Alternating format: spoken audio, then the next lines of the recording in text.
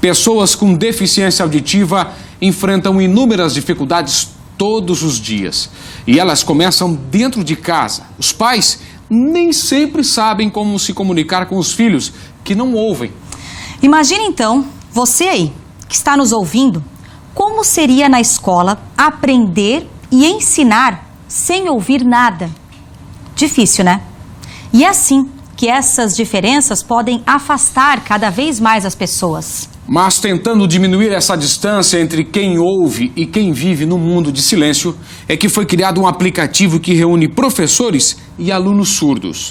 Por aulas particulares e também online, os professores ensinam várias disciplinas para estudantes de diferentes níveis. Pode ser do ensino fundamental até o mestrado.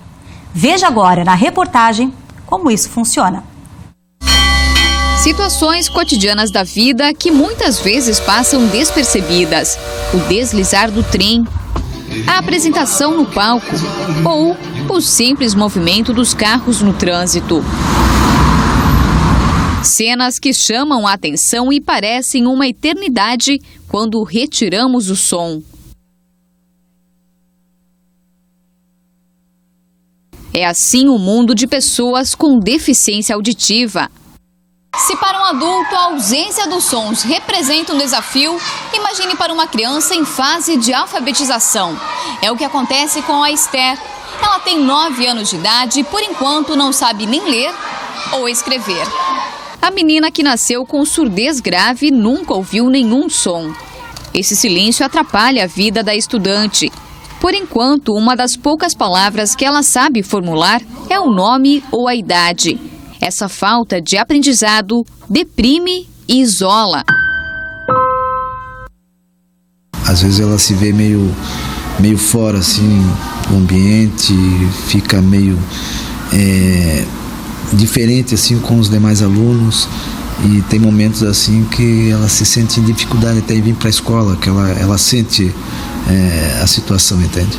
Mas um aplicativo desenvolvido em Joinville pode mudar a realidade escolar de estudantes como a Esther. Trata-se do programa De Surdo para Surdo, que coloca em contato alunos e professores que têm problemas de audição. Por videoconferência, o diálogo que acontece por sinais une quem ensina e quem aprende. As aulas são particulares e os professores graduados em diversas áreas como português, matemática e libras. Cleiton é um dos desenvolvedores. A gente prioriza sempre a comunidade surda, né? Então todos os nossos professores hoje são surdos, né? E os alunos também, a gente prioriza alunos surdos. Cada aula a gente trabalha com custo hora, né? O surdo para surdo ele é como se fosse uma aula particular. Então tem um professor que gera uma aula particular, pode ser de português, matemática ou libras. E esse custo da aula ela varia de 50 a 150 reais, que é o valor do custo hora. Por que tem uma diferença de preço, né? Por exemplo, a gente tem a Ingrid, que ela tem aulas de ensino fundamental. Então, os pais delas pagam, né, um valor hora de 50 reais. Assim como a gente também tem uma aluna que está fazendo mestrado, e aí ela tem suporte de um professor surdo que tem doutorado. Isso tem um outro valor agregado, é um outro tipo de trabalho, então por isso que tem uma diferença, né? A Fernanda é uma das idealizadoras do projeto. Hoje ela está morando na Irlanda. E mesmo assim, de fora do país, do exterior, ela consegue auxiliar os professores e colocar eles em contato com os alunos. E a gente vai conversar com ela assim, por videoconferência. O motivo de ter criado esse projeto, né, é meus pais são surdos. A Libras também foi minha primeira língua, é a língua brasileira de sinais. O nosso objetivo agora é melhorar a educação dos surdos no Brasil, então a gente quer atingir o Brasil todo. E como a nossa plataforma é online, podemos também expandir para o mundo todo. Janaína, a professora que dá aulas particulares para a Esther, também nasceu surda. O fato de ser filha de pai professor facilitou a alfabetização. Perguntamos o que ela está ensinando para a estudante. Eu ensino poesia, literatura, contação de histórias e também vários sinais de libras. Juliane é a professora de atendimento especializado. Por conta da demanda, hoje ela não consegue acompanhar a Esther durante todo o tempo e de forma exclusiva em sala de aula. A contratação de professores bilíngues formados é uma dificuldade enfrentada hoje pela Secretaria de Educação. Empolgada com o aplicativo, a educadora já testemunhou uma evolução no ritmo de aprendizado da aluna. Com essas aulas que iniciou em novembro pela plataforma, a Esther já tem desenvolvido um pouco essa questão da timidez, de não falar, porque ela não falava nada. Então agora ela já tem se comunicado em Libras, né? Alguma coisinha, então isso é bem importante. Ela não é a única que está aprendendo e evoluindo. Os pais também decidiram voltar para a escola, mas dessa vez para descobrir os símbolos da língua brasileira de sinais. A caçula das 5 filhas de Cleusa é a única com deficiência auditiva. Em casa, a comunicação sempre foi feita por mímicas, mas a mãe quer ser alfabetizada também. Precisamos, né, aprender a comunicação com surdos, né? Precisa mesmo, é bem difícil. Você conseguiria fazer uma frase simples pra gente? Acha que consegue arriscar? Deixa eu ver. Meu nome pode ser? Pode sim.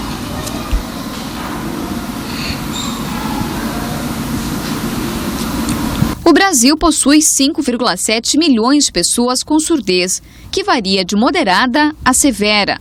Para essas pessoas, a língua brasileira de sinais é o primeiro alfabeto que precisa ser aprendido, antes mesmo do português. 95% das crianças surdas são filhas de pais ouvintes, e a comunicação levanta barreiras primeiro dentro do próprio lar. Para o presidente da Associação de Surdos de Joinville, a plataforma Surdo para Surdo representa sim uma grande evolução, mas é preciso mais. Investir em uma escola bilíngue é a grande bandeira de luta. Precisamos mostrar para a sociedade que Libras é acessibilidade. Falta comunicação em farmácias, hospital. Então vocês precisam aprender as Libras. Na questão da educação, faltam intérpretes para as crianças surdas. A professora ensina, o ouvinte tem a informação, mas a criança surda não acompanha. É tudo muito rápido. É preciso ter uma intérprete em sala de aula. É preciso investir em uma escola bilíngue.